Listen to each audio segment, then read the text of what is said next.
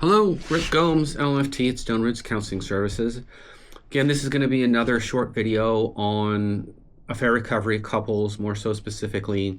And let's go from the basis here that, okay, you're going to start your couples therapy. You're going to start your affair recovery process. The things I want to comment on and sort of put out there for everybody who, has maybe never encountered a situation like this, right? Maybe you've never been to therapy, had therapy. Maybe you have, but of course it's been maybe an individual process where, there's lots of people who sometimes they've had a past experience in which maybe was family related and they've had some family counseling. But maybe they've never had the couple piece or even specifically individual. So there's a lot of different variables that go on in there. You can certainly ask your therapist once you've, decided on who you're going to work with, to give you an idea of like how they start and what that process might look like, because there certainly can be therapists who operate differently in what they present, how much information they give you off the top, how quickly they dive into the work versus kind of like, set back and kind of feel out the situation more. That's a nuance between many therapists. And as one, I'm in the camp of I don't want to get into the box of, what that therapist does is not okay. I'm not, if I'm not in a room 24/7 with those other people, I'm not going to act like I'm an expert because I saw a clip where somebody said something. No.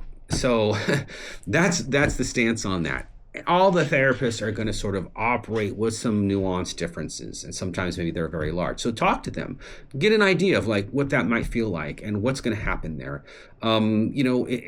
What's going to happen if something gets overcharged or someone reacts emotionally? What are your biggest concerns? What are your fears? Don't be afraid to say, I'm afraid that my partner is going to get angry and they're going to start yelling.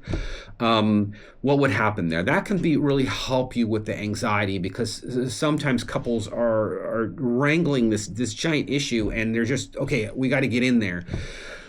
And now we've added so much more anxiety on top of that experience. It can be just another challenging point. Paperwork and all that is a different piece that's a little bit different in that. So when you get in that room and you're starting that process, you want to make sure that maybe there's a piece here where you are making sure that the discussions that are happening are fitting.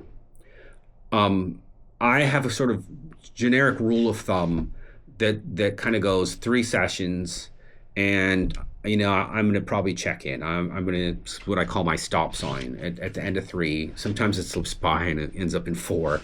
And then certainly depends on like if things are clearly going very well, then maybe I won't even check in on that until a later point.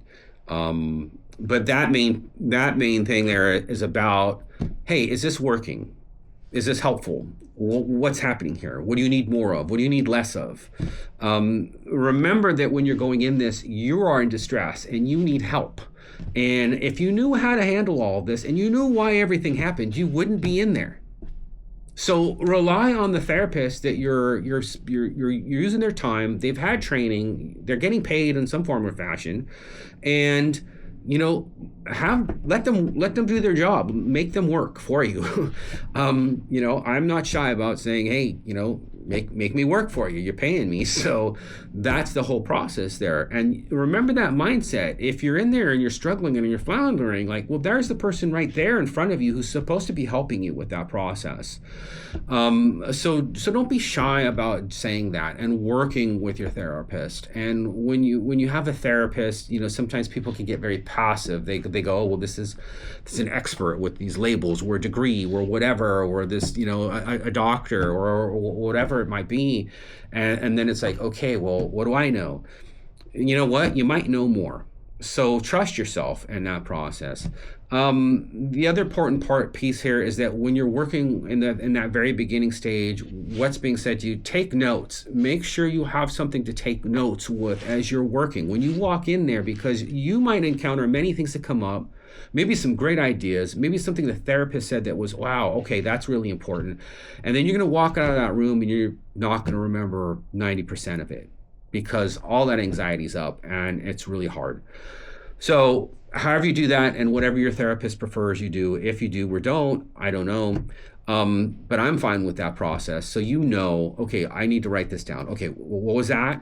Okay, we need to do what? Okay, we need to stop this. This is a process we need to do. Okay, and then make sure you are doing those things. If you have a therapist who then assigns you something to do, hey, work on this exercise, do this, figure out, write down a list of the thoughts that you continue to have, whatever it may be, please work on that homework. That's part of what's going to help you, right? Like, it's no different than if you're going to the gym or something. You can want it to happen, but if you're not going to put in the work, it's very difficult. I always go with this thing of, like, again, try to get 3 in a row for me personally, so we can establish that rapport and know if things are working. So when you do find somebody that you like and you're in there, give them a shot, give them a few tries, and if things aren't feeling right, bring that up, bring that issue to bear, and see if you can make an adjustment in that, okay? So those are some minor things here that as you go in, and probably my highlight points would be to not be afraid to speak up and express your needs or wants, or if you're confused, or you don't know what's going on, certainly if you don't feel safe, all these different aspects, okay? To trust yourself, to take notes, and to put in the work. A huge piece of the responsibility is the therapist is not like a medical doctor and can sit there and say, okay, here, wrap this bandage, or here, we're going to refer you to PT and do this exercise, and then everything's going to be fine. It's a collaborative process, and it's very much is reliant on everything that you do as a individual and as a couple. Okay? All right, so thanks for stopping by, and hopefully you can come back and catch some more videos. Thank you.